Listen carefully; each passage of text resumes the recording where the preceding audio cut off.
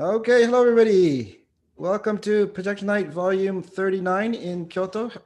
And a big hello to everyone from Kyoto. Tainan, are you there? Tainan, are you there?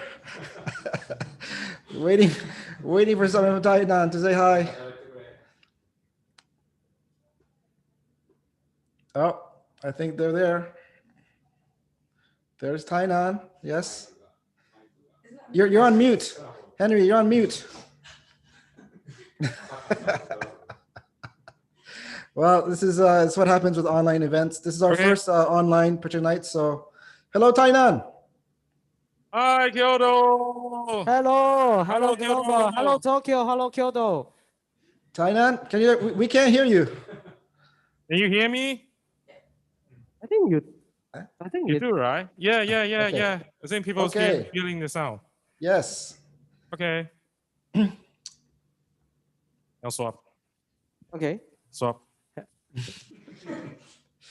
Okay. So welcome everybody. So this is Eric in Kyoto. Thank you for joining us. And we have Leslie in Tainan over there. Henry is over there. Yes. Okay, so first we have a very special guest. So one of the co-founders of PechaKucha Night is here. So Mark, you wanna come and say hello? Hi, Eric. Hey, Mark. Bit of a surprise. 是 PechaKucha 的东京的其中一个发起人。就是 PechaKucha. So I'm Mark Dytham, and I'm one of the co-founders of PechaKucha Night. We started it here in Tokyo. Well, not here in Tokyo. I'm in Shimoda on the Izu Peninsula today. But we started PechaKucha Night in Tokyo back in 2003. And it's pretty amazing. It's spread to 1,250 cities around the world. And a couple of our favorite cities, Tainan and Kyoto. So it's really great you're getting together. This is our first ever twin city PechaKucha. And it's been interesting that during COVID, during March, we're having, in January, February, March, we have about 100, 120 events a month. And then the whole thing disappeared. And we only had, we had zero on the books by the end of March.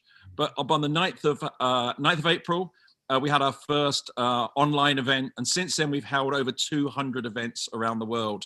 And it's actually bringing our network closer together, which is really amazing. So there is a silver lining to all of the COVID things. And it brings us to tonight, where it's actually our first evening where we've had two twin cities joining together. So thank you, Eric, and thank you, Leslie, and thank you, Henry, for putting this on. And I also want to say thank you to Brian, who's in the behind the curtain, who's been helping put all this on. Brian works at PechaKucha HQ and is our global dude and looks after all of our online events.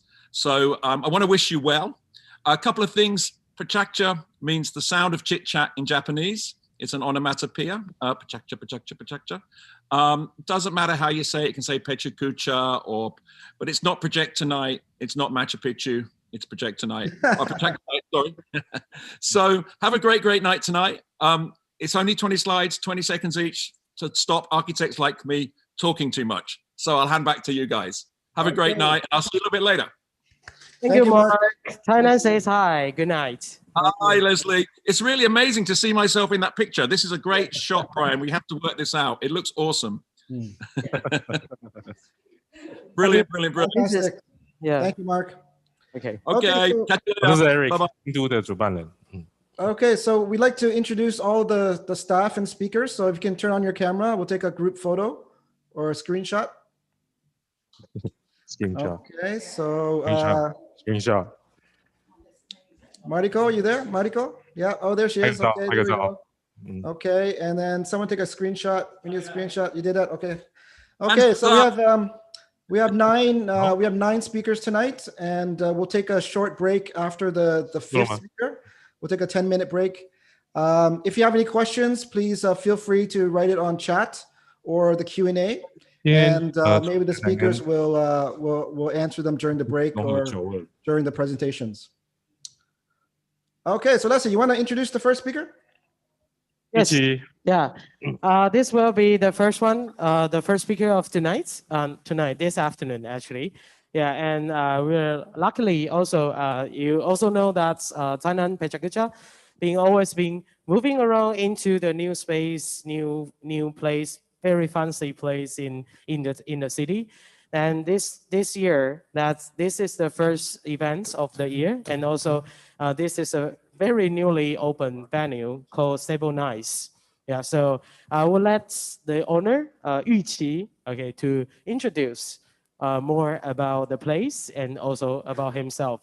He must be the weirdest collector on the planet for me. Okay, yeah, okay. Let's welcome Yuchi. Hello, folks. Our friends in Tokyo, Kyoto, Tainan, around the world. Hello, I'm Yuchi.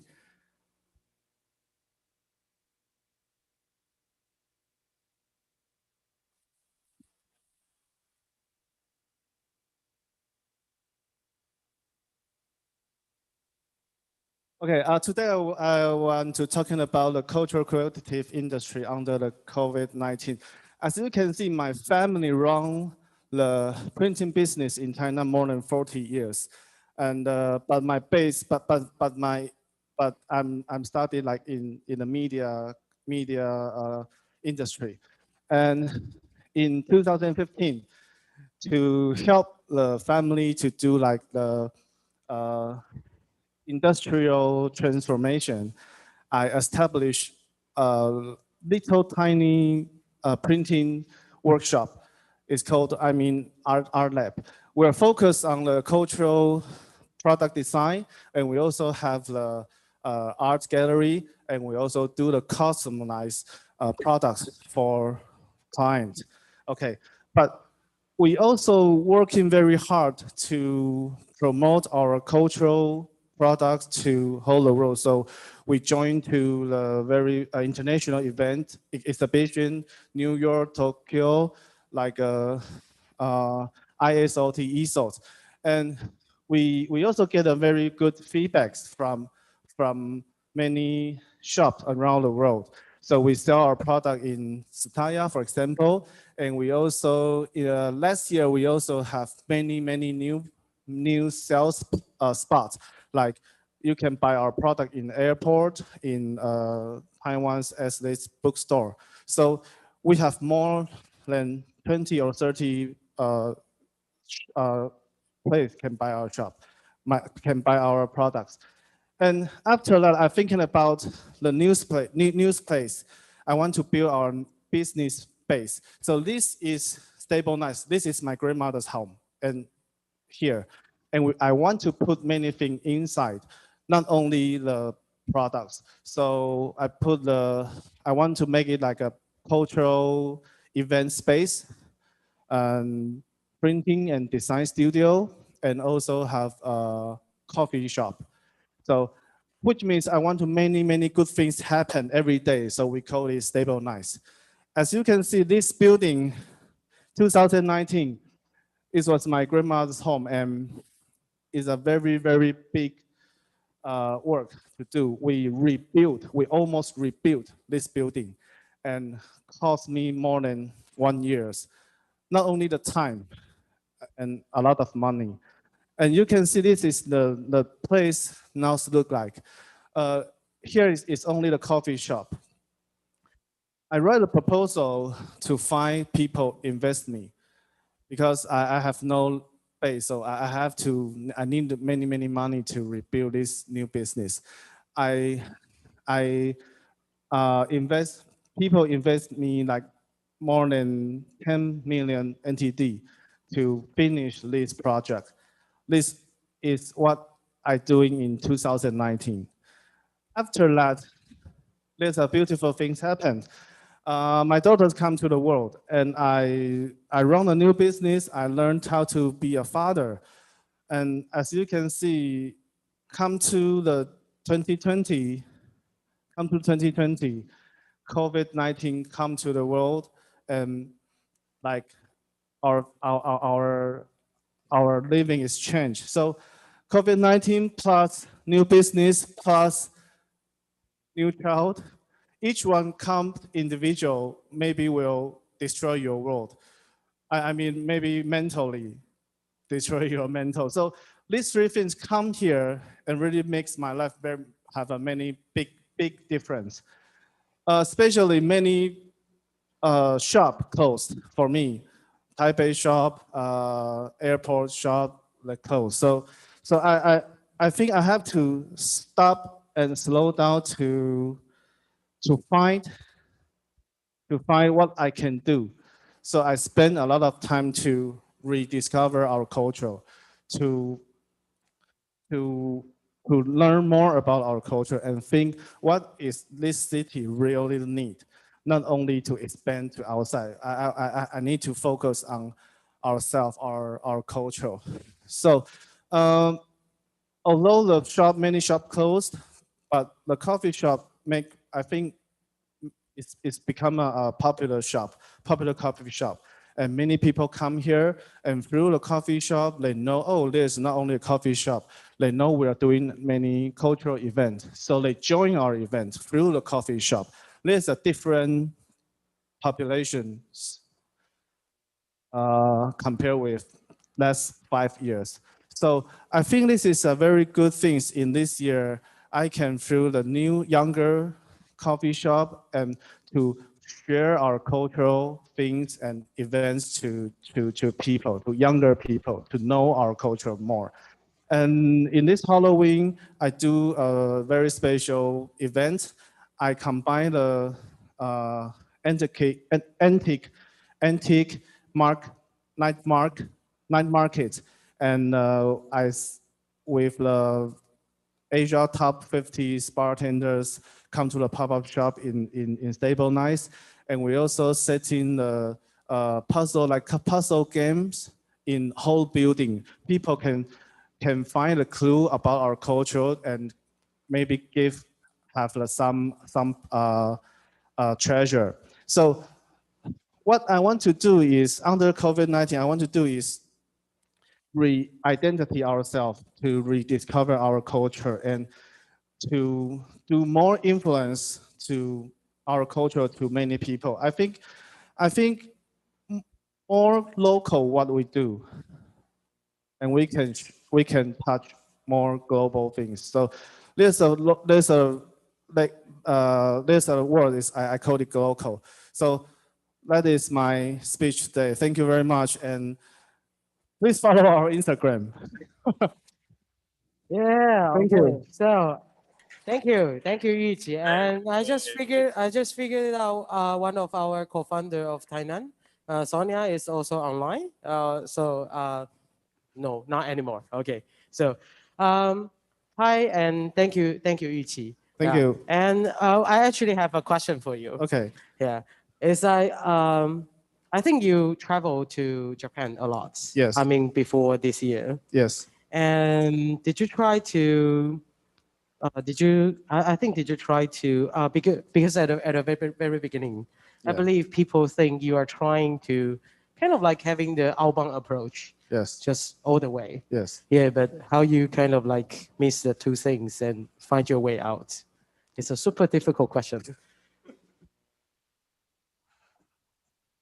I think in the beginning I bring our cultural products to Japan, the market, because I'm doing like more like stationary things, and stationary market in Japan is very mass market. So in the very beginning, I focus on Japan market, and I think Tainan City, many culture is influenced by Japan.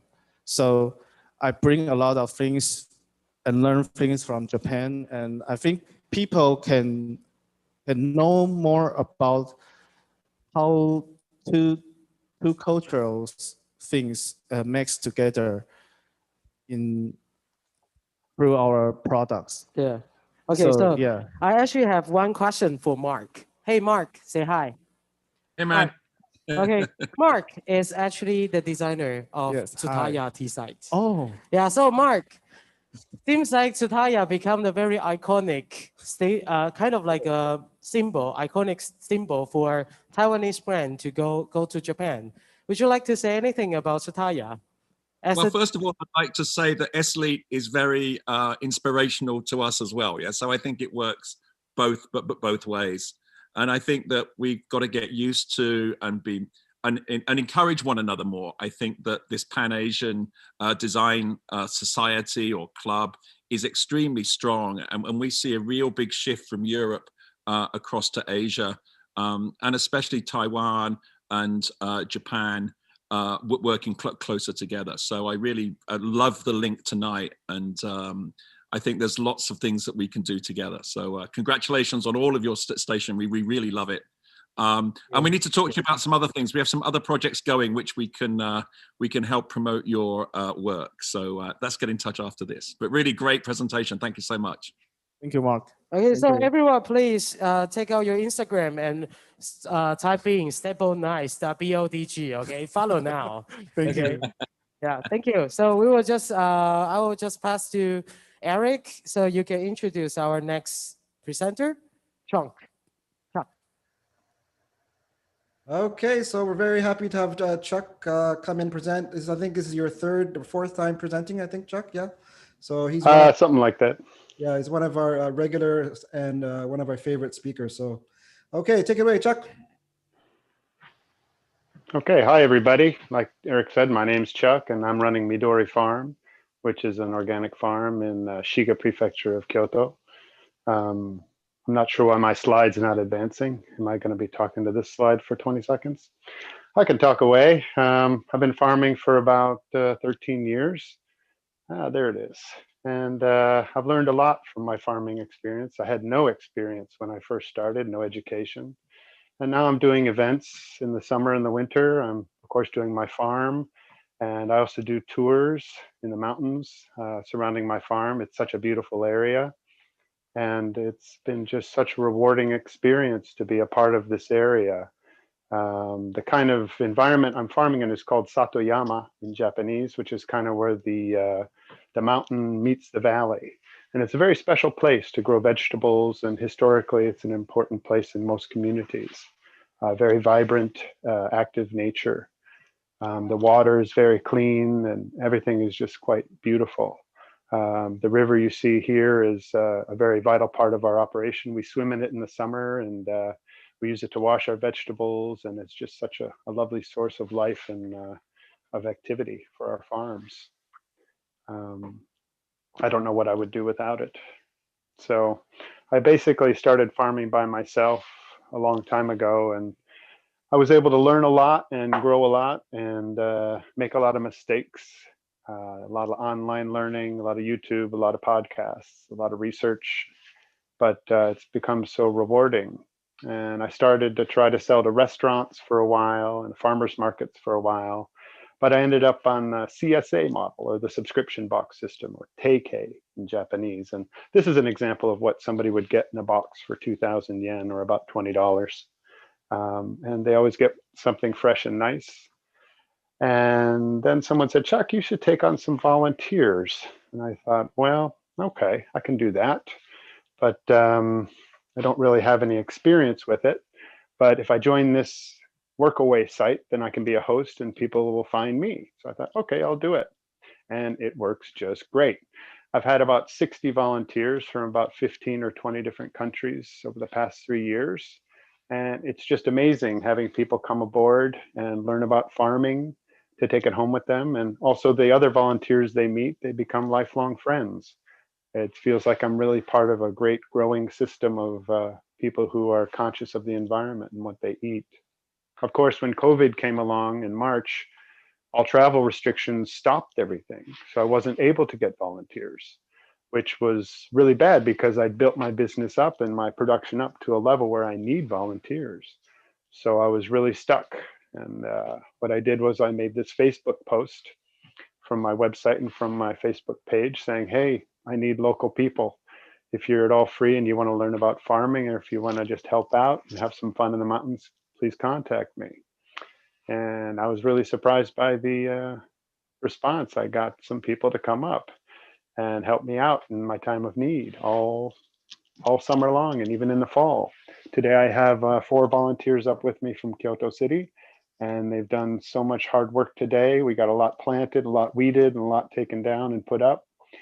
I don't know what I'd do without them. So because of these local volunteers I found online, my production has gone up this year. I'm better than ever, producing more vegetables. But also, I've found that my community in Kyoto of customers and members, they want more local vegetables because they've been thinking about their health and the health of the planet with global warming. And plus, the supermarket prices have gone up because I believe COVID has shut down a lot of the commerce channels. So people who grow food couldn't even sell their food.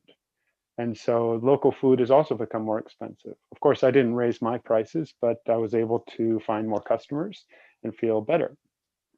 Another program I started last year, I got a grant to start a local composting program in my community in Kyoto City. And I was wondering if that would be able to survive COVID, but it wasn't affected at all. In fact, I probably got more kitchen waste than ever. So this has been successful through COVID, and I'm very happy about that. But that was last year. This year, I got a grant through the Natsuhara Grant Corporation, and I joined with them to make a Midori Farm community farm. And this was something that I'd scripted out over months with some other friends and people who joined me to put this together, this grant proposal. And it was scripted out, okay, we're gonna have a series of events in the mountains near the farms and teach people how to grow sweet potatoes. Everybody's gonna come out and learn how to prepare the soil. They're gonna learn how to plant or grow out the baby slips and plant them out and then take care of them and then harvest them. And then everybody's gonna get to try it. But of course, because of COVID, nobody really wanted to move around so much. And people who joined us were wearing masks and very limited. So I decided, okay, I'll put it up online on Zoom. So I'll have a live event and then it'll be recorded. And then I can transfer that over to the YouTube channel that I've had going for about 1.5 years. And that gave me the idea, well, if I'm gonna do that, why don't I do something else as well, not at the farm? And since I had these two lovely ladies volunteer for me and during COVID time, I said, let's put a podcast together and talk about what it's like to volunteer for me. So if you want to check it out, it's coming this next Wednesday, or you can see it on YouTube. And one of the reasons I was able to endure so much and to persevere in times of crisis was because I know the facts. In Japan, we're below 40% self-sufficiency for food. And the average age of a farmer here is about 65 years old. We're in real trouble. So I'm going to keep farming. And also the UN report about small-scale organic farming, I really took that to heart, feeling like, okay, I'm in the right place at the right time to really make a difference. And honestly, my quality of life couldn't be better. I feel like I'm really a part of a community here. So everything is pretty much clicked together. I feel like I'm doing everything I need to be doing for myself, for my community, for my family. The only thing I need to do is figure out how to really make a living doing it. So I guess if I was anything, just south of Ikigai is probably a good place to be. Thank you very much. Bravo, bravo. Good job. Well done, Chuck. Cheers. I remember you, your Mark. really fantastic vegetables from last time when we were in Kyoto and your presentation. Yeah, I remember. Yeah, that was awesome. Fantastic veg. Yeah. Hello, Jack. Thanks so much. Hey, Hila. Hello. And hello to everyone. So this is Hila from Team Kyoto. I'm one of the organisers and also mainly the moderators of PechaKucha Night Kyoto. So, Chuck, it's always like momental to have you as a speaker because I remember the first time collaboration between Midori Farm and PechaKucha Night Kyoto was also for me the first time experience to be a moderator. So yeah, time flies.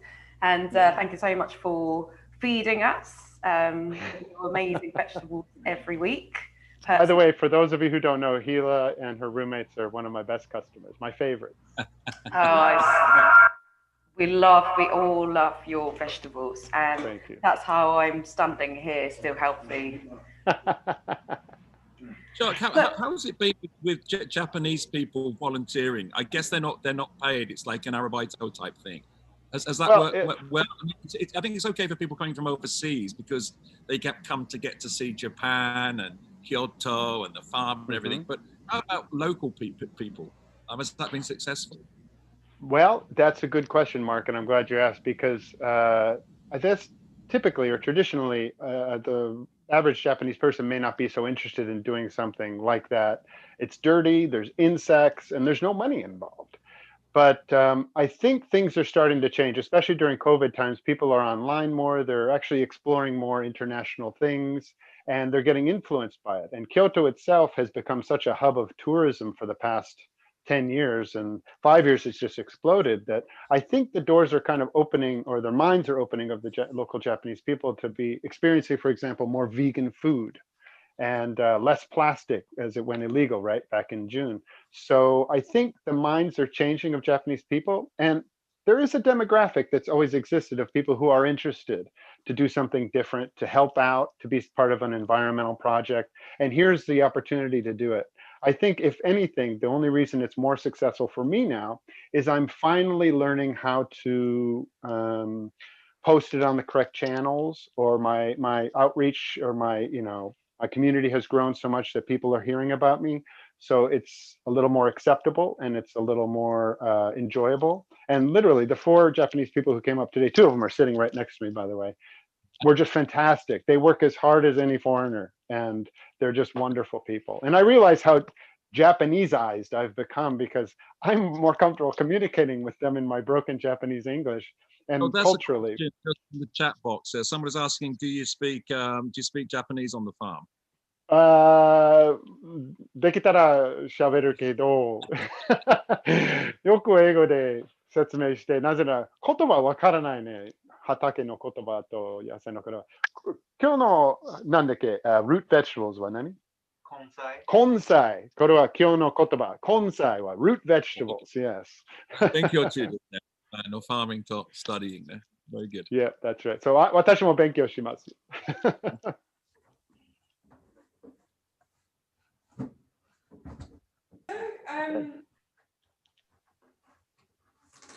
I think it's my turn.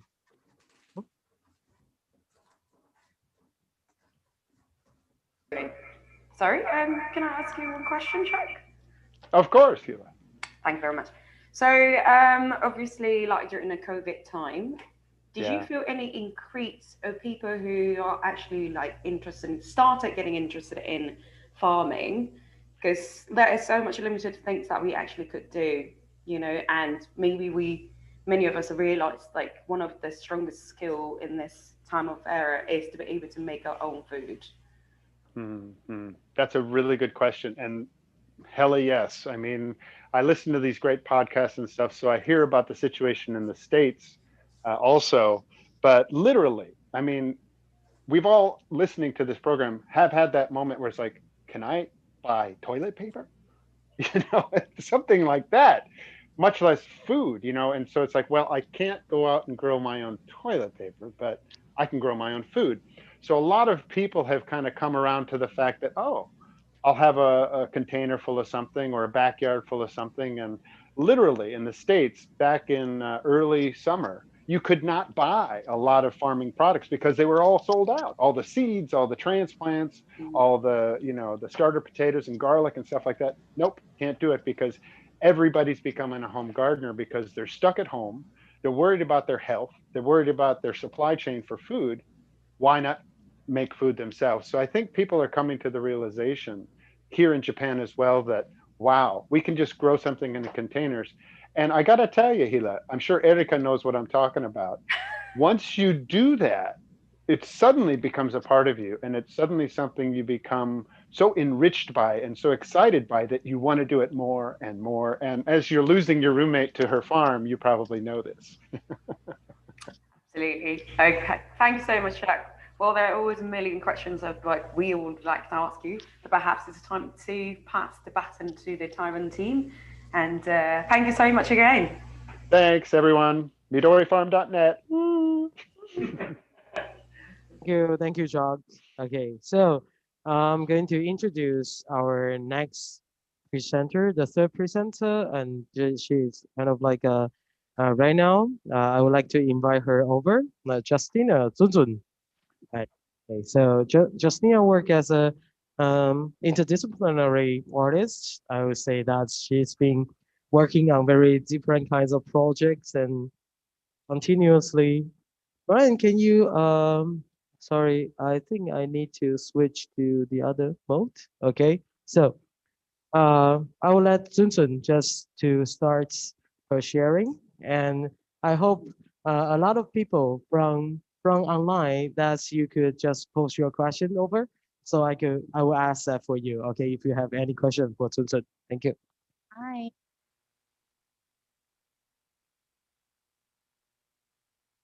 Hi everyone. My Zun-Zun Chen, and I go by Zun-Zun.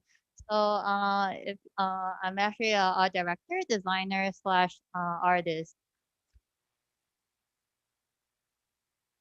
So today I'm gonna talk about my presentation. It and so to give yourself to give you guys some of the introduction of on the commercial side of me, I create, design, and elevate brands. So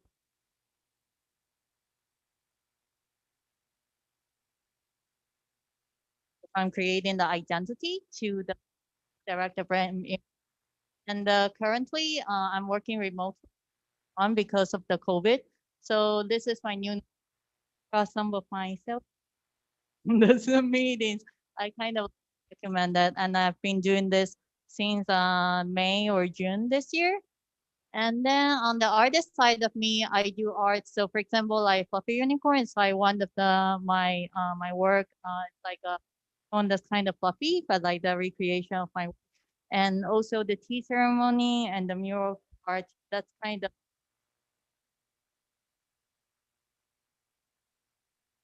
So today when I was invited to this talk, I was thinking about what I can share from more of the personal side. So I would like to share changes and healing through the COVID-19. It's more on the personal caring side because I think as an artist, as a creative artist, I think I have sensitive sensibility and other people. And before the COVID-19, I was actually flying like a part-time flight attendant. I was kind of like joking with my friends, and we like sometimes we put up like just do the joke Emirates flight attendant, and we like to fly around different places. But because of the COVID-19, of course, we cannot no longer to fly like that. And this year during the COVID, I actually ran into a unforgivable trip back in New York when I have to pack. So as you can see at the airport, people was kind of like dressing up like a Halloween costume, but unfortunately it was real. People have to put out everything they could to protect them, like from the rain dresses and other stuff. So I think I'd like to share some of my changes and healing tips. And I thought maybe if they can work for me, it's possibly can help you guys if any anxiety because of this pandemic kicks in, and that can help you to feel a little bit better. And then for the one, yeah, so the first change I had is actually I had time to learn new things during this quarantine because this is something I actually didn't have the luxury of time to do when I was in the very busy city, New York. I was actually living in New York in the past 11 years. And because quarantine, when the time paused, the whole world paused, I actually have time to learn about it. And the second change I like is I actually started to exercise because we are very fortunately that the COVID is under control in Taiwan. So I actually started a gym and I actually fall in love with exercising, and I've never liked it in my life entirely. So this is the second change I really, really appreciated. And the third change I had was actually spending more time with myself to look into myself. I think this is something actually very essential, especially when you have anxiety or other kind of like things that bothers you. Having the time and being able to talk to yourself is actually very important. So another thing, for example, when I have anxiety, how do I help myself? The first step is actually having the time to breathe, and this is actually kind of like a performance art I did in 2010 in New York. So I was actually breathing with a horse because I really like the animal horse, and so the breath was kind of like a collection of my anxiety and different kinds of emotion. And the second tip is actually the meditation. So I started to do the meditation a couple of years ago, and I found it really, really helped me to like living at the moment. And this is also artwork of a seal, like touching his heart, doing the meditation on the Japanese magazine. I like to practice this together with everybody. So let's close our eyes and put your palm on your hand. And now let's just concentrate on the breathing, the inhale and exhale. So like now, let's just concentrate on the inhale and exhale and put your 有人已经睡着了。吸气，就是在你觉得很焦虑的时候，其实这个真的可以帮助你回到当下。How do you feel right now? Now open your eyes. So I really hope that this is like a very simple kind of meditation will really help you to get back to the moment and help you feel release from whatever that bothers you and your any kind of anxiety. So if you don't feel anything right now, I suggest you to try it maybe after you wake up or before you go to sleep. And the third healing tips is the tea ceremony. So because I really, really love Taiwanese tea, that's also my identity. And I really found it, the aroma and also the texture and also the whole ceremony really helped me to live at the moment. And that is the key to relieve kind of anxiety. And the last thing I would like to share is the wine time. When I really feel like, oh, I really have the desire to travel, drinking wine really helped me to travel around the world. Like that wine helped me to France and also Burgundy, or even like traveling to Yamanashi, that's the Kimutaku wine. So if you want to travel, that's like something really nice. So the last thing as a conclusion I would like to share is we are actually all global citizens. So let's take this time as an opportunity to heal what needs to be healed, to create a better world. Believe in yourself. Everybody, like every decision you make and like the whatever you do really help to change this world a better place. Thank you so much. And I hope you guys are all healthy and happy. Thank you. We didn't expect that Zun-Zun is going to take us for so many deep breaths during the 2020. Okay, yeah. So yeah, hello everyone. Okay, so is there anyone who has a question for Zun-Zun? I'm going to give this very precious opportunity to anyone who is online. If not, then I will still ask my question. No? No? Okay, so the question will be, the question is that actually, did you find anything different of Tainan, Taiwan, after you were kind of like, how do you say, being away for so long from here? Did you find anything different back here? Yes. Yeah, I think I definitely found it because now a lot of people, they actually spend like coming back to Taiwan. So there's a lot of creative energies and also talented people. Oh, it's kind of yeah, and also like yeah, a lot of like young people, they started like their creative career. So I feel compared to before, there's actually a lot of very beautiful cafes or stores or bookstores we can go visit, which was like something I didn't found like previously. Yeah. Okay. So did you recommend if kind of like if anyone who is coming from Japan next time, do you have any place that you would recommend it must go? I mean, beyond our previous expectation. Oh, okay. Yeah, I think. Oh, okay.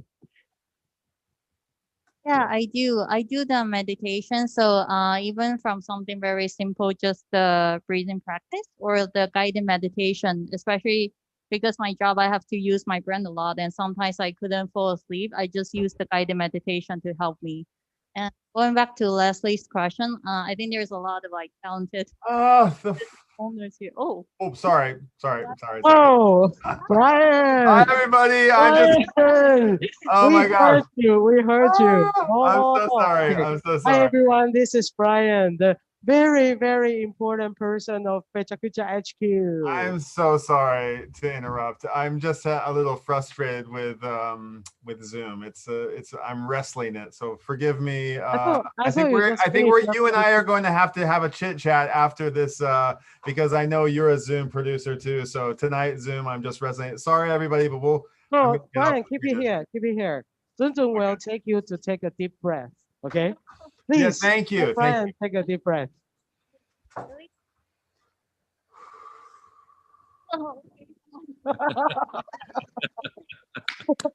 Thank you so much. Thank you so much. Yes. Feeling better? Feeling much better. Feeling much better. Thank you, Eric. Great. Thank you, Leslie. And thank you for the presentation. Oh, another person would like to ask about the horse breathing. Oh yeah, the horse breathing was actually a project I did when I was studying at SBA in New York. So my exploration was about breathing too, and I was reading about the quantum physics. So the quantum physics is about what you think actually affects the result. I was thinking about what happened if I collect my breath like from different kinds of emotion. So I collect my air. I was happy. I was sad, and also the last one I did was the horse. I went to the Central Park and looking at a horse, and it was like a lot of mix of emotion. It was like anxiety, shyness, because people were looking at me as like, what's happening there? And then, but it was very interesting because it's also kind of unusual to hold a bag of air walking on the street. And then the doorman at the Plaza Hotel actually offered me to buy my bag of bread, and he offered to pay me $25. So it was like a very nice art business. And of course, I didn't sell it to them because I thought that's worth more than that. So it was kind of interesting to document it with the whole video. Yeah, they should have paid me 1,000 more times. Okay, so we'll just give big hands to Justina and everyone from online and also offline here. Yeah, okay, and very nice to have you. And I will let Eric introduce the next presenter. Okay, so next speaker is actually Will, who is in Miyazaki Prefecture, which is the south of Japan, and myself. So William, are you there? Yep, I'm here. Can you hear me? Yeah, I can't see you though. Are you? Video's on. Yeah, there you go. So yeah. Okay. Okay. Okay, hi, my name's Will Hall, and I'm a teacher and an artist making things to do with vision and perception. And today, together with Eric, we're going to be talking about an online student art exhibition that we organized under COVID. I used to live in Kyoto until I got a job down in sunny southern Kyushu. Moved down to Miyazaki last year, and I've been working at Miyazaki International College. We're a small liberal arts college, and because of that, we're able to do lots of very active, creative, small group learning projects, which are perfectly suited for art activities. Okay, hi again, everybody. So my name's Eric, and I'm originally from Toronto, Canada. And I started PechaKucha Night in Kyoto about 10 years ago now, so a long time ago. I did my graduate school here in art history, and I also work as a translator. And this is a book that I translated a couple of years ago on Rinpa art, Japanese Rinpa art. So I also teach at the Kyoto University of the Arts, and I mostly teach specialized art English. So helping students talk about their work, you know, making an artist statement and portfolio, et cetera, et cetera.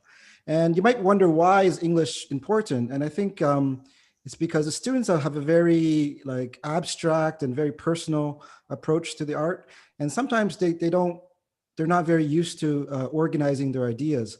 And so by having them think in English, they have to really be more direct and logical in how they organize ideas. So it's really beneficial to artists, I think. So a few things changed in 2020, and we all had to adapt really quickly. And as educators, we very quickly had to learn how to use Zoom and Moodle, et cetera, and everything went online. So these group classes that I was talking about just before suddenly went out the window, and everything was done from a computer screen. And the students were the worst affected by this. You've got to remember that a lot of students had left their hometowns and even coming abroad to start university with the expectation of making new friends, hanging out in groups. Instead, they were just sat behind a computer in their houses. So the background to this project is Plus Project. This is an international student group that I run in Kyoto. And we organize events and exhibitions, and the students have to do the design and they have to do the curation and everything. And so I thought maybe we can take this idea and do something online with Will. So we decided to organize an exhibition about the COVID-19 pandemic. And art is also a great way for students to deal with these experiences. Sometimes they don't have someone to talk to, and so art is a good medium to process this experience. So yeah, with the theme, we wanted students to think about their experience during the pandemic. Also to help students try to process what they were going through, that everyone was having very new, raw emotions connected to this. We didn't really know what was going to happen, how we were going to get through it. So we wanted them to think about that. And also if they'd learned something new about themselves, about society. So we had 22 students join, not just from Kyoto and Miyazaki, we also had some from Sweden and from Italy. So the first meeting we all got together, and it was just great to make contact. You know, we could talk to students who were in Italy going through what we'd seen on the news. So that was really useful for everyone. And the second meeting, so we had 2 students join us from Europe. And as you know, Europe had a very different experience to the pandemic. And so they shared their experience with the other students. And it was great because this is all outside of class. And so the students just volunteered to join this project. So that was very nice to hear. We decided to put the exhibition on 2 formats, so Tumblr and Instagram, because, you know, students love Instagram and it was very easy for them to share it. And, you know, yeah, so just tell their friends about it. And there's lots of works that we want to introduce, but we're just going to introduce a few today. So Aoshima Beach Park is an annual event that happens in Miyazaki, and I think Sedina really sums up the sort of before, after, the kind of non-event that it was this year. These very somber, ominous dusk colors, and also looking in from the outside, this feeling of exclusion, I thought was great.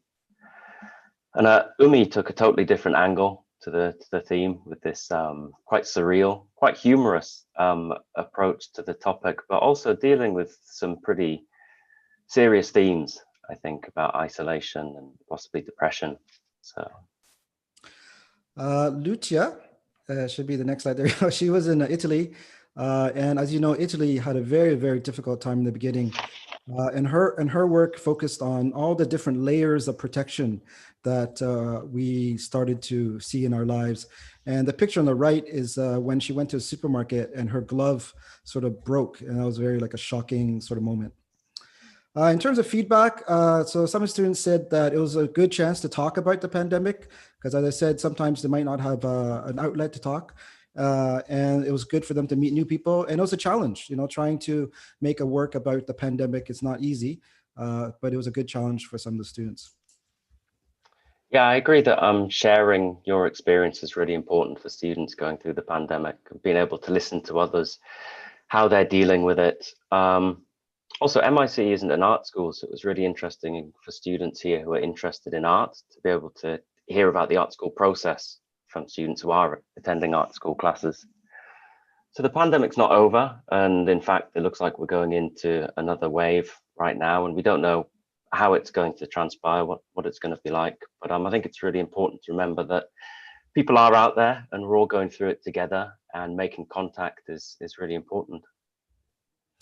Yes, so, you know, we're going to hope to continue this project, maybe another online exhibition, or maybe when things settle down, we can actually do something in person, like visit Miyazaki or have Will come to Kyoto. If you're interested, please check us out on Instagram at the idea. Maybe I'll put on chat later on. Yeah, enjoy the works. Thank you. Thanks. Bravo. Oh. Sorry. Thanks so much, Will and Eric. What an amazing combination. And personally, thanks to Will. I actually met Eric through Will.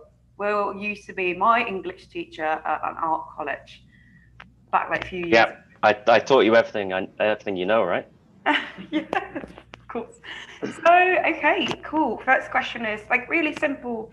What was the hardest thing as a teacher to manage those like online projects? I think, I don't know if you describe it as the hardest thing, but it was just sort of giving students enough freedom that they were able to interpret the theme how they wanted to, you know, because we had sort of ideas the way we wanted it to go, but we didn't want to put ideas or thoughts or images into students' minds. So we wanted them to really go off and interpret it how they wanted to. So yeah, putting in guidelines and scaffolding, but knowing when to sort of take them down and let them do what they want was the most challenging or interesting for me, I suppose. I see. What about you, Rick?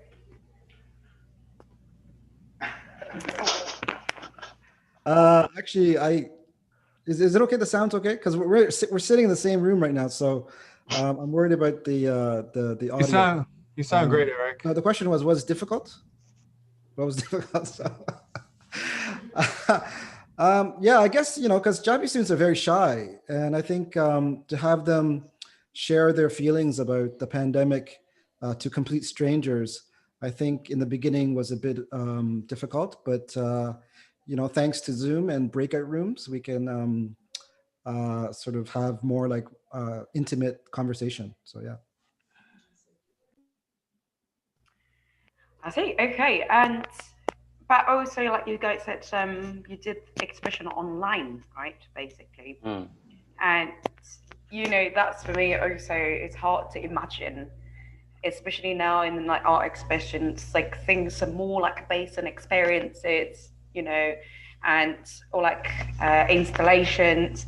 So now like it's going back forward. Literally, you were just like looking up the screen, and that's how you enjoyed the exhibition. So did you have any interesting discovery, like organizing that?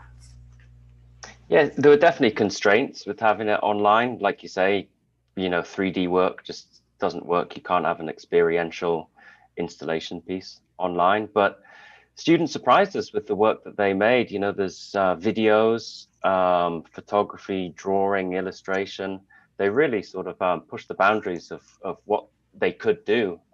Animation is another one.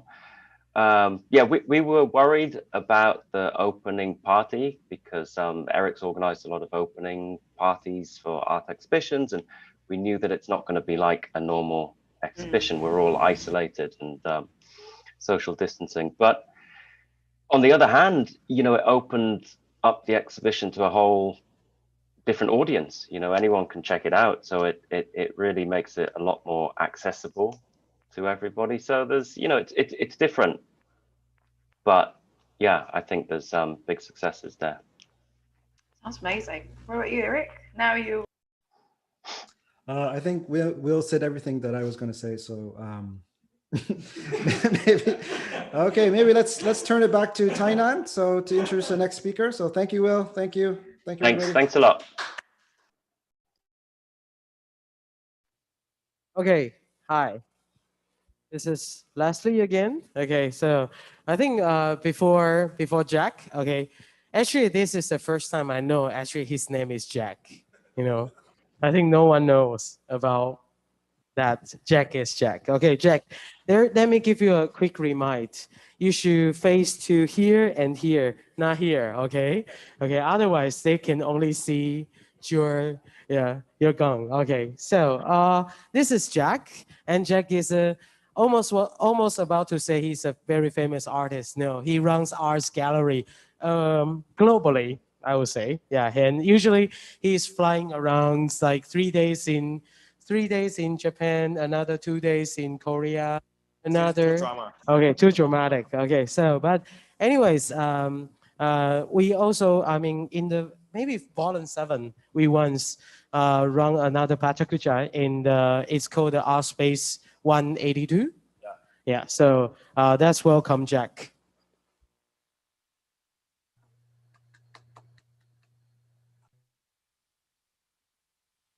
Hello, I'm Jack. This picture is here in Tokyo is Shota's exhibition in Mori Art Museum. So I guess it's very that I want to talk about today and my job. And this is my gallery called 182. I started in 2013 and November. It's a contemporary art gallery, and usually we're doing young artists from Taiwan or other countries. And we doing okay. It's a bar in a gallery. I think everybody is very comfortable I have a bar in the gallery because I want to the people can talk each other and drink after they see the exhibition. And a part of the reason is I also enjoying the drink. Oh, this is a Tainan art scene. It's a local art scene. I started in 2015, and we publish it in 1 month one time. Sometimes it's 2 months. And for start is for the local other information. And this is the bouncing art show I start in this year, but we plan to doing in next March. It's this art show art fair is for a curator, and we set up a title called Domesday. This picture is from the last November. I go to the Korea see the Bubble Cuba exhibition in Seoul. Usually I often join the art fair in Korea and the United States. So last year I travel a lot of time. And this is last December. We bring the Taiwanese artists join the Miami Art Week. It's a post art fair. And we got the post prize. It's the first time Taiwanese artists and the second time the Asian artists get this prize. And I'm so happy. So you can see I gonna food.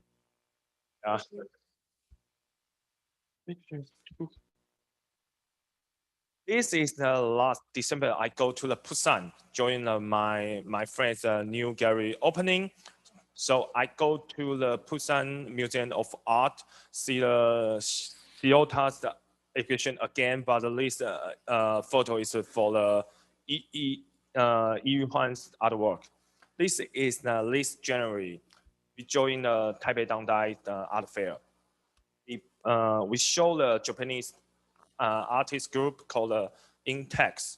And you can see in that moment still have a lot of international gallery and people can come to Taiwan. This is I go to the York, see the Armory show. I also go to the MoMA, Whitney, and the list picture is from the MoMA. It's a Japanese artist famous work. And this is a cat in my gallery. No. This is a backyard in my gallery. Like I said, after the March, I just like this cat can stay in the gallery and stay in this island country. I can go to anywhere. And we have this year we have 3 exhibition is cancel or pushback. And in April, we plan to show the American artist is under installation, but it's canceled. So we try to do it.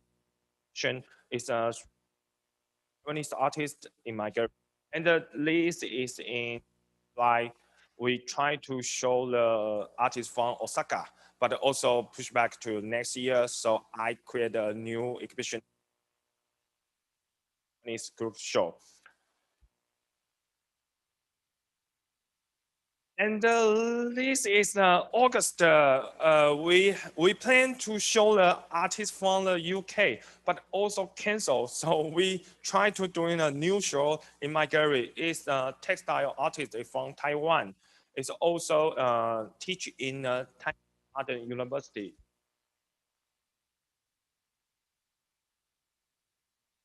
This exhibition called Play Like Funky Music. We work with Tokyo Gallery Site 2. The shipping is delayed, so all the exhibition is they 2 weeks, and my gallery schedule also pushed back all. This is Orlando. Why I put this? Oh, because last year we go to the Miami and the sound film and photo association interesting Taiwanese artists. So usually we want to do in a show in Orlando, but it also is canceled. This is a picture in Miami. It's one famous work called Eric's work. He also have the famous swimming pool artwork in Kanazawa. and this sign is stop, like the Earth. Everything is stopped. And because this year, the old art fair is canceled, so people just can see the work online. But when it's very expensive, people want to see it by their own eye. Every deal is very difficult to make in this year. This is the one work I buy in March. It's the one famous photographer called Gil. And I buy in March. I pay, I forgot. But I got work is in October. So everything is delayed. This picture is I try create a show in the other Taiwanese gallery. This exhibition by the Taixing Art World. I'm so surprised because my major is not art. And thank you. Okay, thank you, Jack. Okay, we can totally see that Jack seems like for the 20 photos that he take, like 10 of them who are the one being pushed back, and the other 10 are the alternative plan that he came up with, which is a very amazing work during the year. Yeah, okay, so Eric, I feel like you want to say something, or you want to ask something, or you just here ready to announce it's the time for a middle 15 break. Break. I was going to type a question, but maybe I can ask you. So, during the pandemic, I think more people buy things online, right? The number of online shopping has increased. So I wonder what with art, like, do you think people are buying more art now during the pandemic or less?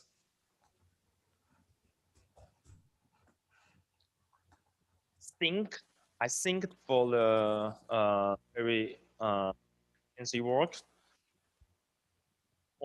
but for the young artists, this, because in this moment, people all think about how to invest. For example, like this year, on the customers from other countries ask about the Nara's work, Nara's order, and last month is about the Demi Hirst's work. Usually is also is very expensive, but the young artist work usually is very cheap, right? A little bit cheap, not very cheap. Sorry. So usually depends on the market. The secondary market this year, I think is very good. But in the gallery have show, it's difficult to sell.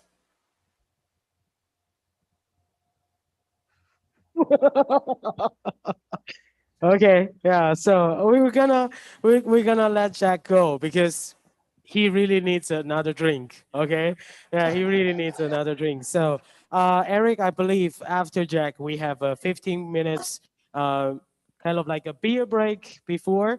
We are going to have our beer, and if you are kind of right in front of your laptop, find your fridge and get yourself a beer. That's a great idea, Leslie. Okay, so gonna see you in another 15 minutes. Okay, see you later. 15 minutes. 15-minute break, guys. Thank you. Okay, so I believe that we're gonna have our remote DJ, right? Okay, can the DJ still like? Thank you. Okay, thank you. Yeah, we'll play some music.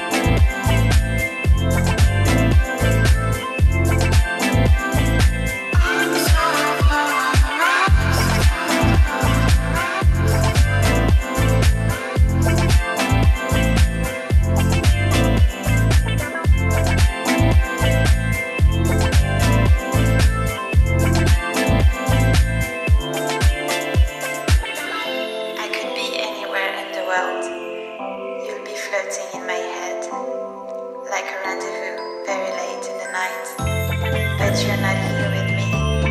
I just wanna cruise with you. I just wanna travel with you, with you,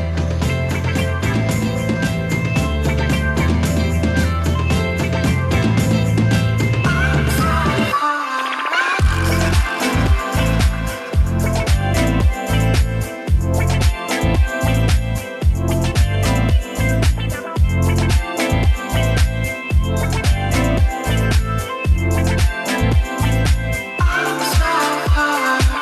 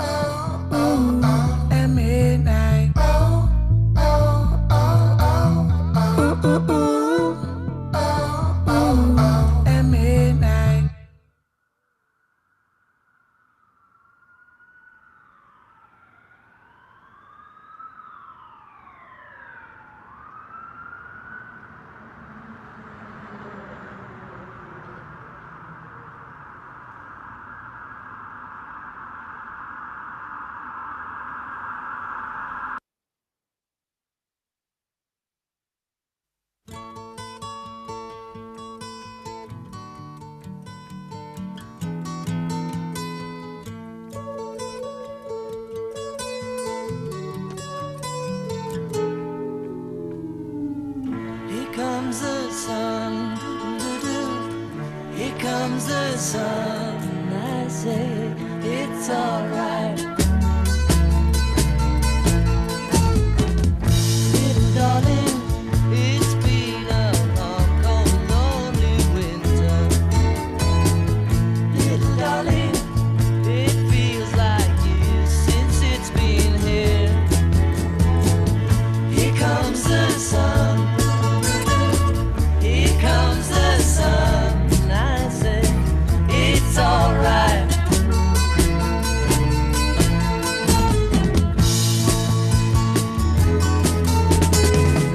Little darling, the smiles returning to the faces.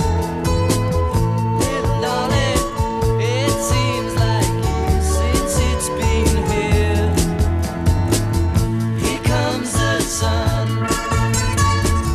Here comes the sun. I say it's alright.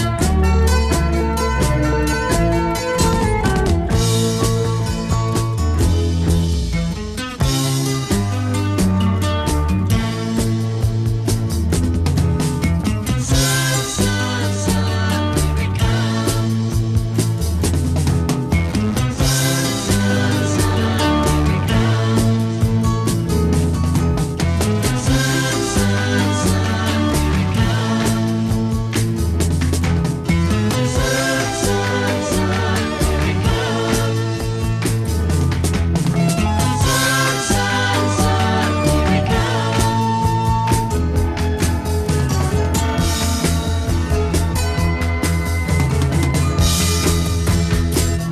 Little darling, I feel that ice is slowly melting. Little darling, it seems like years since it's been clear. Here comes the sun. Here comes the sun. I say it's alright.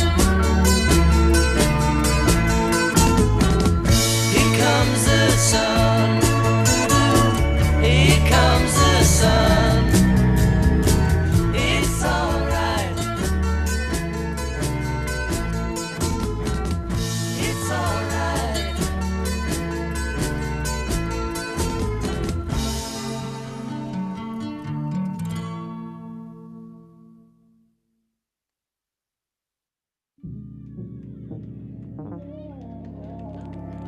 You'll always be my day one, day zero when I was no one. I'm nothing but myself, you are no one else. Thankful you're my day one, thankful you're mine. I got lucky finding you. I won't make the day that I came across you. 'Cause when you're with me, I don't feel blue. And not a day goes by that I would not redo. Everybody wants to love. Yeah, that's right. It's easy when you try hard enough. Yeah, that's right. You'll always be my day one, day zero when I was no one. I'm nothing by myself, you and no one else. Thankful you're my day one. I'm thankful you're my day one.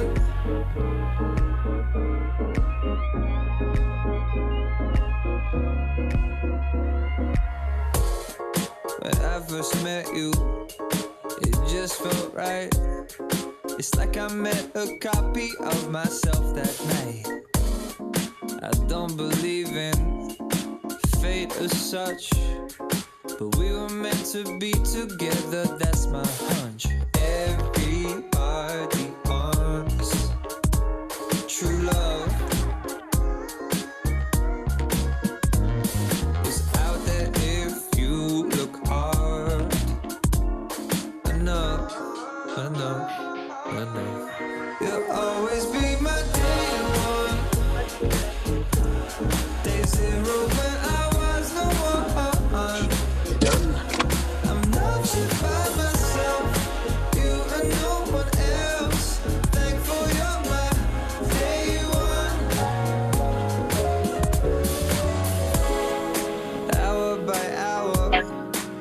minute by minute. I got mad love for you, and you know it.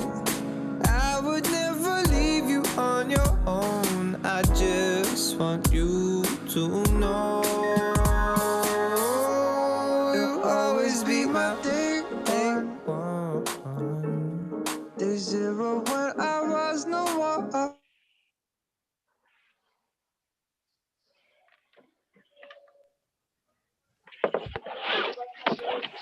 Okay, there you guys. 3500円。500円。はい。5000と。Okay, are you guys ready? ある。1000円あったら助かります。ありがとう。はい。今度はこれでちょっと正解。はい。All right. So our next speaker, Leslie, you guys okay?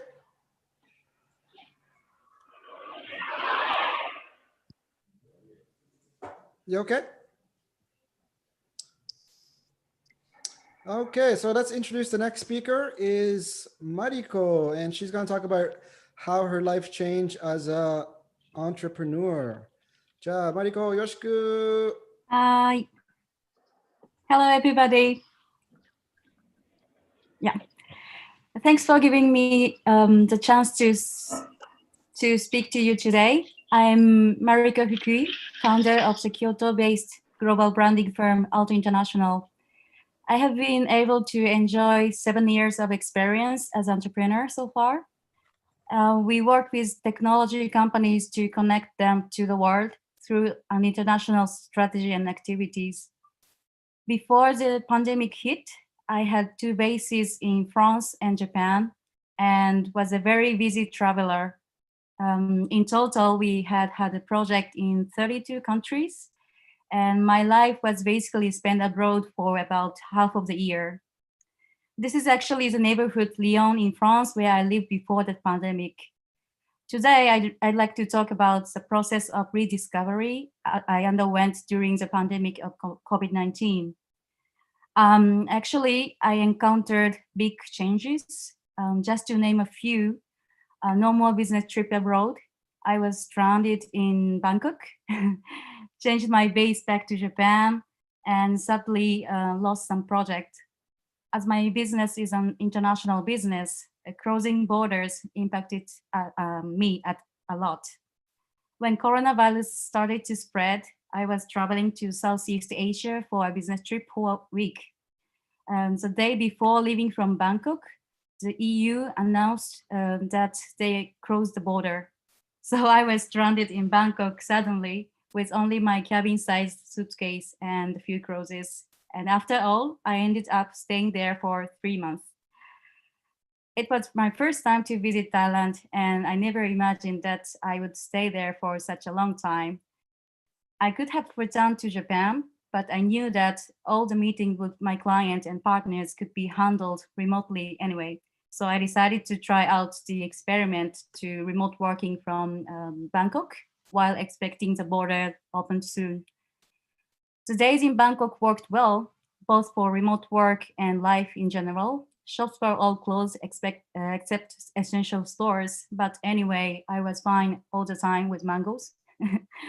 Business-wise, events like international trade fairs were canceled or postponed. Some of the clients had to reconsider their budget and gave up projects. Some calls of "we are so sorry" informed me that the project I was planning to start had to be suspended.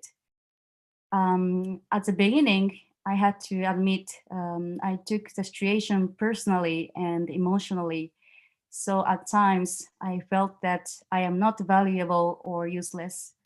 On the other hand, being stranded gave me a lot of time to reflect on myself. Well, through the experience, I discovered 3 important elements: trust, time, and perspective. They are invisible and conceptual, but I realized that in any situation with these 3 things, we can create value anytime, anywhere with our creativity. Trust. COVID-19 gave some physical restrictions everywhere, especially with regards to international travel and events. but it doesn't destroy everything. We started to find some ways to make the best out of this restricted environment. Moreover, we started to discuss what is important in the long term and how we can work on that together with our partners. Our team, 10 people in different locations, try to work together. A connection built on trust is a powerful source for finding and achieving way together. Trust is invisible, but it is strong and goes beyond the borders. Time is given to everybody, but we tend to underestimate the value of on busy days. Being given ample free time during the pandemic, I started to use as much as possible reading and studying, in total about 8 hours per day. Taking some time for important thing, being patient, help to build up established things, trust, skills and knowledge, etc. And as an entrepreneur, I was always hopping around seeking for results in a shorter term, but I discovered the importance of valuing time. Perspective. During the COVID-19, I recalled my memory of the Great Hanshin earthquake when I was 6 years old. At that time, my house in Kobe totally collapsed and my family needed to move out from the city. Through the experience, I faced the fact that we may lose things suddenly without any notice. Therefore, I strongly believe that we should make every day count. Due to COVID-19, we may experience different forms of pain and loss. I know that it is really tough, but we can always find our new perspective to see life and start to create again from there. And actually, during pandemic, we are able to try new things with our clients and partners as well. We believe that this was possible due to relationship of trust we built up. For example, digital communication project of Japanese tech companies, we picked up talented creators and collaborated together to create something new. We discovered or rediscovered the value. In this age, even though some tough things happen, we can create again and start to make steps towards something new anytime and from anywhere. My rediscovery is that if we add trust, time, and perspective, we can create value. The value is something we are able to create and shows our uniqueness. So it is not only relative value, and we can create objective value for ourselves. And thank you for joining my journey of rediscovery together. And I really hope that I was able to give you some new perspective through this presentation. And hopefully today we can contribute to the trusted relation coming from two cities with a longer term. Thank you very much.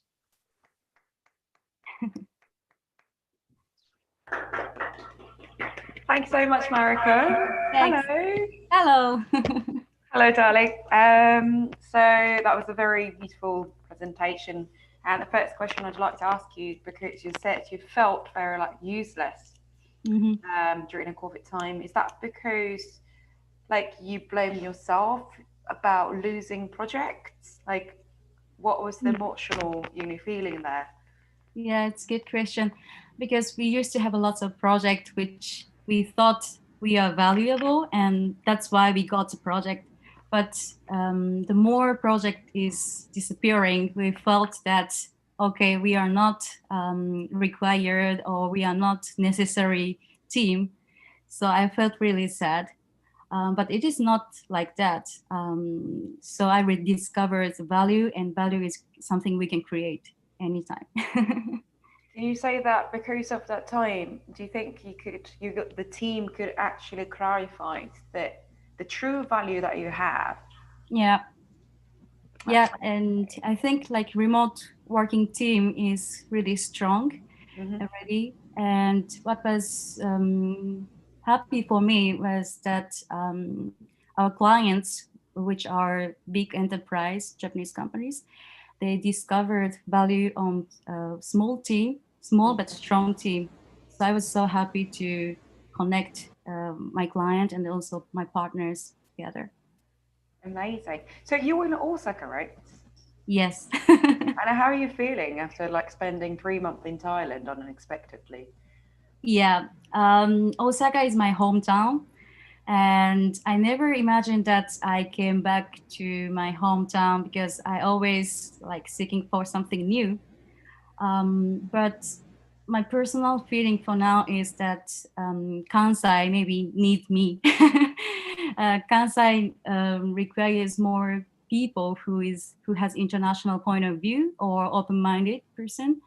So I would like to bring my ideas or team to Kansai, and I hope it helps. Oh, it will definitely. Thank you so much, Mariko, and luck with the new future. Okay, great, thank you. So, hand it over to Taiwan team. Okay, yeah, okay, hi.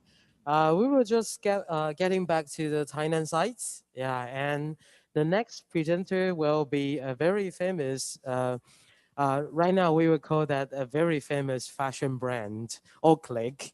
The two co-founders are here on sites. And what is really amazing is that I think they make it through the 2020. I believe that it's been a very difficult year for most of the designers and for the ones for galleries to attend shows. But somehow I believe that this year has been a very important breakthrough for Oaklick and for Orbit and K because their efforts and also kind of like at the very beginning, I think this recent years, Orbit and K has been contributing in promoting this idea of sustainability in fashion industry, and they make Tainan to stand out and stand on the global stage. Yeah, so I would like to like everyone to welcome Orbit to share what's happening during this 2020. Yeah. Yay. Okay, so hi everyone, I'm Orbit. In the beginning, we just think about what kind of street culture belongs to our clothing. So we designed this design. This design is my English no good. It was British and wrong grammar. So I think I can present our meaning. And then one day, when I wear this T-shirt, some guys ask me, how's English? I just, I realized I wear this T-shirt, so I just answer F-I-N-G, good. So this is my another design. This means the brainwash. We use the Chinese, and after few years, and our brain become like that. I don't know what's going on to my life. So we use foreign people to wear like this, and we use the technological fabric and with the combined Orient culture to our design. And we start to our international business. In this January, we go to the PT Uomo. This is the oldest menswear in Italy. So the first day, our Korean buyer, they take the 9 people to our booth. And the next designer says, "Oh, you are a very big company." I said, what a mistake. And then after that, we go to the Paris. This one is a very famous history building. And I find a very interesting thing is the designer very often appear in the magazine or in the Instagram. They go to the bathroom with me. I think it's a dream, right? So after Paris, we go to the New York. In the New York, there are many flags like this on the street. So it just think that we involved in a very important event. And this is our model and hair design to make the makeup and hair design to be the sample. And you can see that all of this just our strategy to make this. There are before the show we needed to interview the over 200 people model here. So we choose only the 22 model to join our show. It's very exciting and you can see before the show, our show began at 9 o'clock, but we can only able to get in at 6 o'clock. So when we get in, it's just only the 1 hour to prepare our show. But after the show, we can see that all the people here is so very exciting and happy. And then you can see the model in the front stage, they get cool and calm and elegant. But after they back to the backstage, they get very harsh and running because they need to change the clothing very quickly. So you can see their face just shock and run quickly. And this picture shows us we are really in the New York, not in China. So when we get out for the backstage, I feel so touched because there are so many people here to enjoy our show. So I just feel, and then this middle year, the pandemic is out of control. But the New York Fashion invite us to join the show. So we start thinking about what can we do. So we think that maybe a digital show is the better way to show our new collection. So in this camera press, we are over 1,000 people here, 100 people here to help us to make this show. Include all the models and the stylists and maybe kind of this one is what I've seen. It only costs the 5 minutes, but it combined a lot of people here, very professional, just like the clothing and the photographer and the lights, all are very professional. And then now after that we go to Shanghai. In Shanghai, because the pandemic, we cannot hear because the isolation needs the 28 days. So we communicate them with the internet. So you can, even the model, we just check on the internet. So this is the show. When the show begins, the Shanghai show director called us on internet. They said, do you want to say something after the show? But now, I and my partner, Kate, just ride a motorcycle. I say, I can do this. Please help us to say something after the show. So after the show, the director said something about we cannot be here because of the pandemic. So you can see all the model just come together after the backstage. And after that, we have the Taipei Fashion Week show. This is the very 2-bit LED camera. It's very huge. And in the fashion show, the most important is you need to find a sponsor. Our very cool sponsor is our dentist. He just came to our studio and gave us the red element and just leave. It only costs 5 seconds. So very cool. And this is the digital world, the laser. So if you pass, it just means you go to the virtual world. So it's very cool. The last show is our female collection. We use a lot of the functional fabric. So we can see they're very smooth. And the latte it rains. So we have taken the umbrella purpose. So other brands just jealous about we have the umbrella because it rains. So this guy is doctor, but he's retirement. He just think about what can he do after he retirement. So he make a goal. He wants to be the model. So in our eyes, we think everyone is the best model. Believe yourself. Thank you. Thank you. Thank you. Thank you. Thank you, Albert. Yeah, and I would like to invite Kay to come to the stage. Yes, Kay. Yeah, please. Yeah, our superstar of Tainan. Yeah. Okay. So, hello, the world. This is Kay, and this is Albert. Yeah. They're supposed to be the coolest couple on the planet because they work together. They stay together as partner of everything. Yeah. So. Riding motorcycles together, having conference call together. Yeah, so everything together. So I hope Kay would like to say something. Where is everybody? Yes, it's difficult, but maybe we will disappear. Yes. Yes.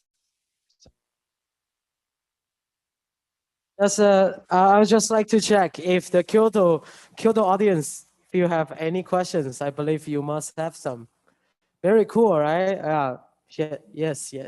Okay, so my first question for them is that, okay, I didn't, okay, you didn't get the thing with the laser gate?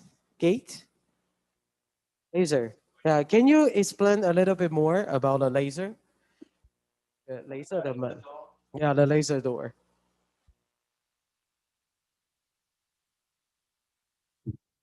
It's not. It's the 你没关系，你可以用中文解释。对对，很讲你它开心的。是一个那个装置的，就是策展公司做一个装置，其实是 very cool，就是很像你在穿越过一个，就是我们在看到 Star Wars 一个 entrance，就是你可以 pass，然后进入到另外一个虚拟空间或什么。I think it's very cool. Okay, I think that's about that during the show. That's the company. I mean, they actually set up the installation of the laser. So while all the performance, all the models they are working through, that's you get a feeling about really get to another time zone or get to another, I don't know, dimension. Yeah, it's kind of like a cross-dimension interpretation, and that makes kind of like, I think that's the idea of the brand itself, because I mean, with the very strong infusion of East and West, the diffusion, and I think that's the idea of the brand and also their creation. And you also saw the origin of their kind of like 2006. 你们品牌是 Yeah, 2006, 2008, and after these 12 years. Yeah, so if the Tokyo team or the Kyoto team, if you have any chance to invite them over, please find Oqliq, OQLIQ. Yeah, they are everywhere if you look at all the fashion shows. Yeah, so any other questions or anyone from? 观众有问题吗？没有，你对他们完全没有问题。Okay, so give them big applause again. 谢谢。Thank you for creating everything. So amazing.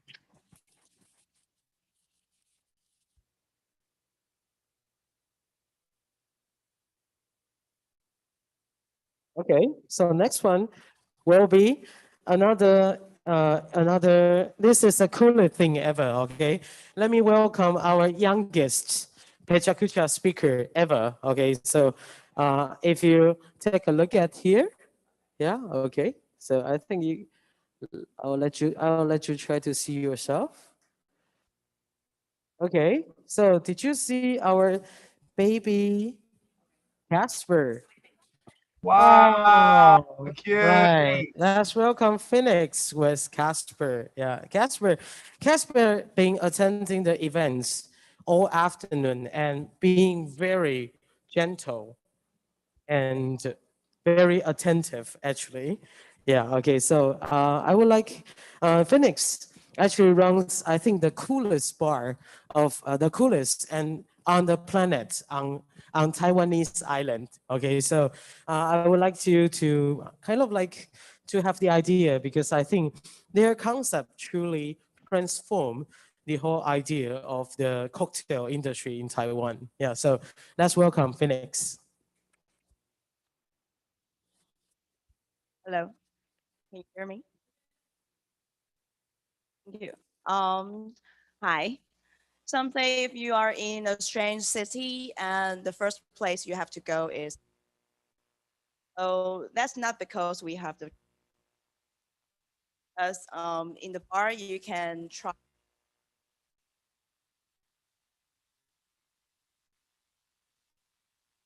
This is what my husband posted before the second bar opened. So I don't think I have much time to on the picture. Yeah, so this logo for us means a lot. Yeah, and before COVID-19, as you can see the date and the year. Okay, so we kindly go to Tokyo for join the big event every year. Yeah, and we even go to Tokyo Park Hotel, and to do the guest bartending, so to share Taiwanese cocktails for Tokyo. And this is Bar High Five, the other Moscow bar. Ueno-san is a very nice person and kind of a master in Japan. And this 2018, finally we brought our moms, my mom's and his mom, my husband's moms, to the event, and also celebrating our Mother's Day in Japan. And if my memories wasn't wrong, they drink much more whiskey or sake than we did. Yeah. And well, we didn't expect we will post this on our Instagram and Facebook. And so this is what we did. When COVID-19 comes to Taiwan, we have to make the pandemic precaution information poster on our door, and we have to measure their temperature. Even we have to leave their ID numbers, their personal information. Yeah. And this is the picture we encourage our staff to do, to get a shot, like vaccine. Yeah, but it's not a cure about the COVID-19. It's just a vaccine for protecting our lungs, getting stronger, because we concerned about our staff's health. Yeah, and before COVID-19, actually there's a bunch of interaction and transaction events for bars. Like last year we had Martin and we had Remy. They're pretty good at making cocktails and they're master. So, but can invite them into Taiwan doesn't mean we can improve ourselves. So we invited some professional to do some special lecture to us. Yeah, and one of the teachers is sitting here. Okay, and this is our bartender. She won one of the cocktail last year, and she got the championship, and she got a ticket trip to the Central America. But unfortunately, because COVID-19, so this trip got to be canceled. Okay, but the good thing is, during the COVID-19, in March, while there's a bunch of bad news, we have been here. But this is the good news. In the morning, our bar manager just texted us, said, "I'm going to propose to my girlfriend." Yeah, so we were just like thrilled. Yeah, and okay. And it's quite frustrated for bartender not going abroad for doing some one night guest bartending or doing some transaction events. So they just make some events in Taiwan, and this is a very good crossover in very famous coffee shop in Taichung. So they make delicious food, coffee, and cocktails. They bond each other. I think it's a really good event. And this is, we work with a very good local beer brewery. And another one is beverage companies. So they try so hard to make these drinks, and they sell like hits. Yeah. And another is we didn't expect, like during COVID-19, there are many new hotels and new restaurants just spring out. Yeah, so these two events is the hotel invite us and the new restaurant invite us to do their kind of anniversary event. And this is quite, I'm really proud of this project, because this picture, because these are students from my alma mature, okay? And the teacher and the students just interview my husband for some cocktails and bar industry. And unfortunately, my husband can't attend this beautiful speech because he is doing this right now for these weekends. Yeah, and this is what I made. It's a wine label, but it's a fake one because we are trying to do some new drinks in trend in Taiwan and use the it's quite new technology in this industry. I'm sorry. And our babies has come out this year during COVID-19. So, but this baby is the best thing ever for us during this pandemic. And my husband and I want to just tell everybody, say, just never give up. And there's hope. And don't give up what you're doing. It's like this. Thank you. Thank you, Phoenix. Yeah, and I do believe that what you have done actually brings a very new concept and ideas and very different ways of running a business during the very difficult time. Yes. Yeah, but I think the crossover, the kind of very aspiring and inspiring crossover with different brands and turning this kind of like different sectors into your business partner and turn it into your new ecosystem. I would like you to share more about that. Like how you really work with different sectors and how you get the consent of working together. Well, start from causes to flavor.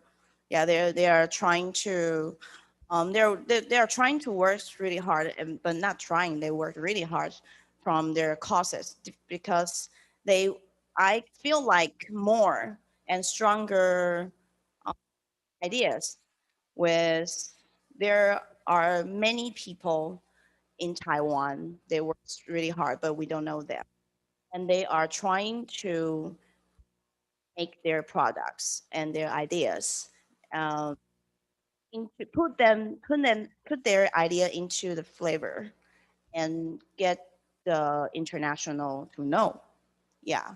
So I think during COVID-19, we can just close our door and work really hard in our hometown and trying to do something really good. I think it's really the new way of good way. globalization. It's a good way. Okay. Yeah. So everybody, can you say hello to Casper again? Yeah. This is a very amazing moment for everybody, and especially Brian. Do you have something to say? I feel like you're ready because you're on the screen. I don't know why. I don't know why. Don't worry, but I love you to share something or ask one question. I do have a question, if you don't mind. So I graduated from beer and wine and alcohol a few years ago. I got a PhD in it, and I learned all that I possibly could. And I wondered, I had this sort of existential question about would we drink if it didn't give us, make us relax and give us a little buzz. And I sort of thought that no, we wouldn't. Maybe we wouldn't drink a whiskey if it didn't just take the edge off of a long day at work. And however, I found myself in Czech Republic late last year, and dare I go to Czech Republic without drinking their beer? How dare you come to our country and not drink it pours from the faucets from the rivers. You must drink our beer. And I said, oh, I would love to, but I won't. And they said, well, then you must drink our non-alcoholic beer. And I said, sure, absolutely, by all means. And I'm not sure what I was drinking. I've been on a quest to find out what it was ever since. But it was the most delicious, hearty, wonderful beer that I had, especially beer. Now that we've all got the bubbly water in our house, I can kind of throw some lemons in and maybe some acai vinegar, and I can make a cocktail with sparkling water. But beer was one that I never thought. Now non-alcoholic beer is one that that I've never really tasted an appealing one, except when I went to this place. And I think there maybe is a blue ocean market for high quality craft non-alcoholic beer. I bet I have a hunch there's a bunch of us out here that love beer so much, but want to ride their motorcycles home at night or want to wake up the next morning free and clear from guilt and embarrassment. And so I commend. Is there anybody talking about? Is there any like non-alcoholic talk in yeah? Of course, because I think because the healthy issue is a trend, like to start from 2015. So not even beer. Actually, there are some there. Oh, I'm sorry. One moment. I meant to spotlight your video, but I've accidentally muted you, and I'm going to ask you to. Sorry about that. Did you just try to use 400 seconds to ask one question, and right now you are muting Tainan? Another foot in my mouth moment. Please continue on. Who will let Phoenix finish her answer? Please. Right. It's okay. It's okay. Okay. Yeah. So it's okay. I can He's see hiding now. Yeah, okay. Okay. So, well, actually, there is some non-alcohol whiskey and gin. Are you aware of that? No, really? I had no idea. I had no idea. Yeah. So in this industry, they're trying to get more to attract more consumers. Yeah, but from now, like bike riding is really popular, and jogging is really popular. So there are many people tend to do more exercise to get more healthy life. They want to just drink like they're drinking. Yeah, this is what happened at the market. So go ahead. I'm sorry. No. You go. Brian, don't worry. Go We ahead. will ship you. If you just place the order today, we're gonna ship you by airline. All right. Okay. It's not so far. I'm waiting. I'm waiting for the nice complimentary case of non-alcoholic gin and tonics and beers too. It sounds wonderful. Well, that's not wonderful for us. Oh, okay. All right. Well, I will drink it with my drinking friends, and we'll share all in this good spirits of delicious libations. Beer is beer. Non-alcohol beer is not beer. Okay. Okay. You should try Taiwanese beer. Okay. That's juice. Okay, I'll give it a Okay, go. so for the ones, just for the folks in Japan, please take out your cell phone and just say find bar home, okay, and also bar TCRC. So you will find the two very fantastic bar from Phoenix and Yishang, the husband, and also that will be the heritage of baby Casper. Okay. Okay. Yeah. Okay. So thank you. Thank you, Phoenix. Okay, everybody, thank you very much. So I think we're down to the last presenter, and Terao-san will present in Japanese. So if you can check your chat, we will have a translation. We'll have an English translation in the chat, so please check that. じゃあ、Terao-san、ビデオ大丈夫ですか？ Okay、マイク大丈夫ですかね？もしもし。はい。じゃあ、寺尾さん、よろしくお願いします。はい。はい。ビッグロマンティックエンターテインメント代表の寺尾と申します。東京と台北で、ライブベニューの月見る君を思うと、音楽レーベルであるビッグロマンティックレコーズ、あと、レーベルのショップである大ロマン商店というところをいくつか経営しております。で、こちらは、東京のライブハウス、青山月見る君を思うです。小型のライブハウスでキャパシティが200人収容となっております。オープンして15年経ちました。はい。ここが我々のスタートです。で、こちらが、台北にあるムーロマンティック台北。で、こちらは、地下が、ライブベニューになってまして、1階はレストランとして、運営しております。で、さらに、ちょっとキャパシティは小さくて、80名の収容となっています。で、台湾のコロナの影響、ライブハウスへの影響をちょっと説明させていただくと、そうですね。台湾は初期から封じ込めに成功していて、うちの、ライブハウス、レストランも、営業の自粛の要請というのはありませんでした。営業を続けることができておりました。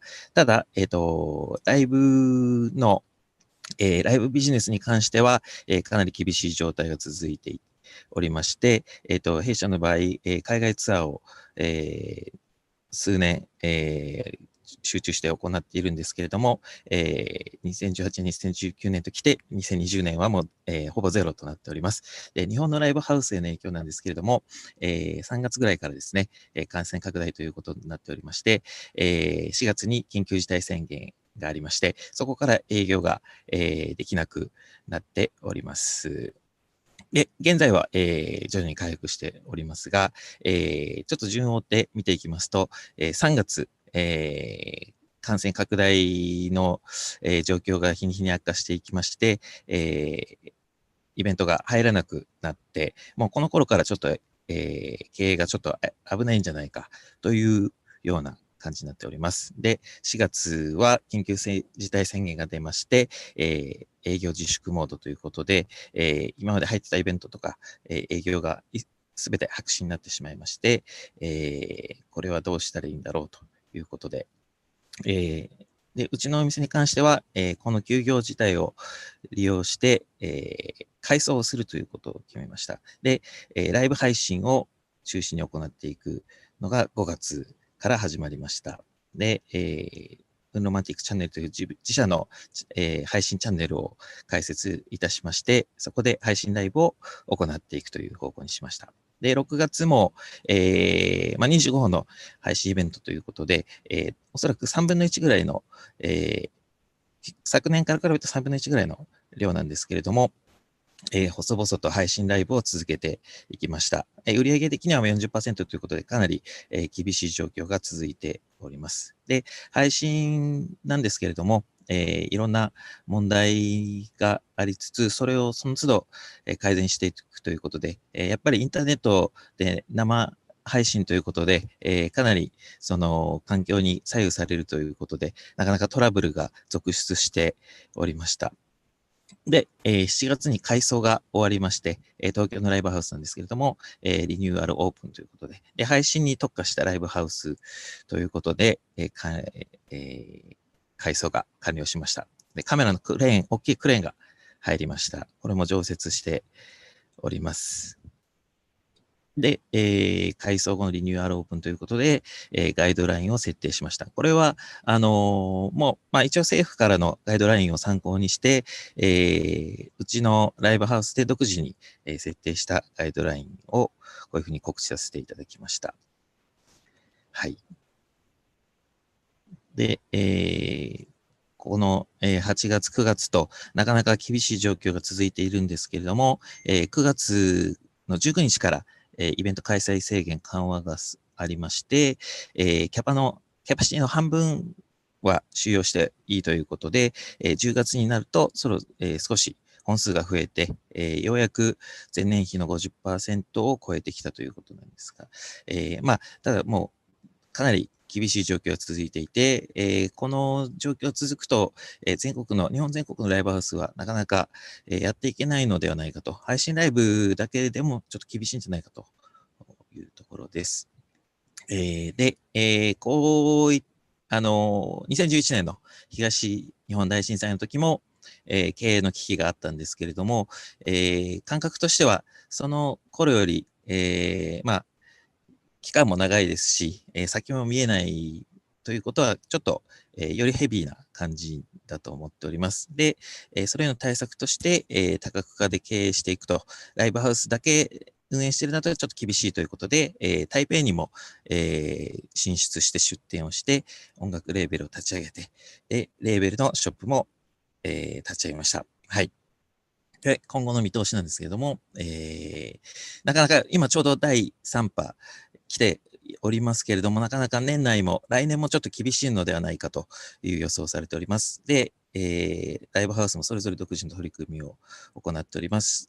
新大体フィーバーを紹介させていただくと、T シャツ工房を作るというようなことを始めております。で、まあ、悪いことばっかりではなくて、配信ライブという、また今までなかった収益が得られるところができたので、海外に積極的に、イベントを売り込んだ、行ったりとか、プロモーションに使えたりとかしたいと思っております。なので、諦めずに、ですね、ライブハウス、ライブカルチャーを存続させるために、手段を選ばずに、いろんな変化を恐れずにやっていけたらと思っております。以上でございます。はい。ありがとうございました。もうこれは大変でしたね。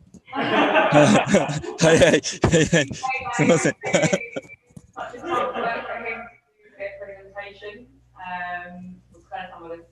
じゃあまず1個目の質問なんですけど、なぜそもそも台北にビジネスされてると思うんですけど、はい。これはどういったきっかけですかね。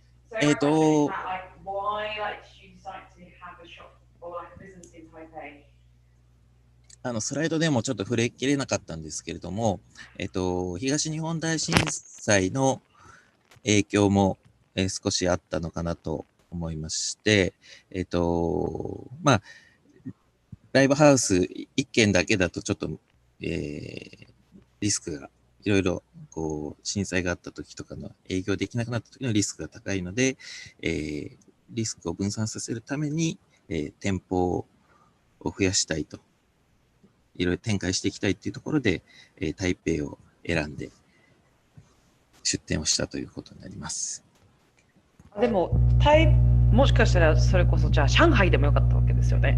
そうですね。で、それはですね、いくつか海外のライブベニューとか、ライブシーンをリサーチして、で、日本のライブシーンとか、あと、まあ、シーンの背景とか、あと、バンドとかの、ニュアンスが、一番近い、雰囲気が一番近いところが台北だったので、台北にしました。His answer is that he's done some researches in the different cities and in different countries, but he found out Taipei has some sort of similar culture or atmosphere in terms of the scene, like the music scene or like live music scene or the people's, I think, the common populations into the music. So that's why he chose the Taipei. はい。ちなみに中国語できるんですか？そうですね。今コロナで東京に戻ってきてるんですけど、去年までは月の半分は台北にいたので、日常会話ぐらいは喋れます。じゃあよろしければ、最後コメントを一言。コメント、台南の皆さんに。はい、チャイニーズで。わかりました。台南的朋友们，大家好，听得到吗？我是在台北乐见有一个餐厅跟展览空间的场地的老板叫苏伟，请多多指教。其实我爱 TCRC， 我有去过2次，气氛很棒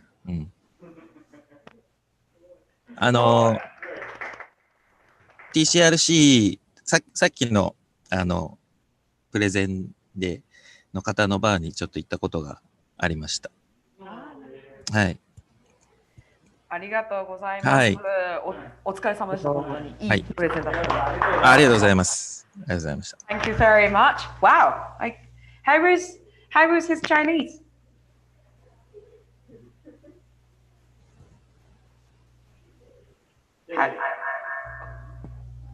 How was it for you guys? How was his? Yes. Yeah.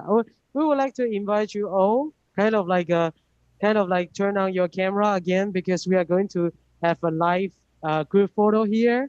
Yeah. So please, Alan, turn on your camera. Yeah. So we can see you, and we're gonna have a group photo together. Okay. Yes. Okay. So 我邀请大家一起到前面来，然后我们想说大家很难得的机会，然后来一起拍张照，这样子可以跟对，跟他们没有，我们所有人到这边啦，就是只是刚好，所以顺便 take 到他们这样子。然后你们也知道亨利的哦，亨利就是很喜欢做一些这种就是非常移花的东西。来，谢谢。哇，这个圆形的立刻被截走。You see, we actually have this. Oh, nice. Yeah. Okay, Eric, if you want this, I can send it to you. Yes, please. You guys have a lot of money. Yeah, along with some masks. Always remember, Taiwan can help. Taiwan can help. Beautiful. Okay. Hey, come here. 来，邀请所有的人，大家一起来。对，Yeah. Okay. 唯一比较尴尬的就是一般这种时候应该要放音乐，但是因为 DJ 还在远端。Okay. Duncan, not Duncan, sorry. I'm asking that actually right now that we're supposed to have some background music. Okay. Yeah. Okay. So maybe hard to do, Leslie. A little tricky. Thank you, Brian. A little tricky. Yeah. Oh my God. Okay. But Eric, you can play something on your phone. I can hope everyone's here. Okay.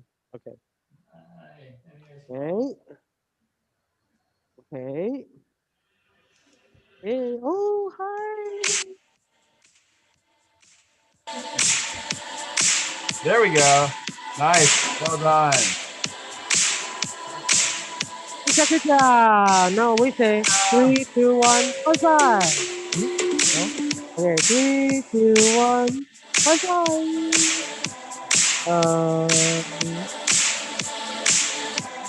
快点。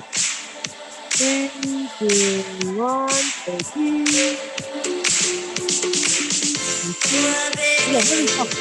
Here we come. 用你用手机就好，你用手机。对。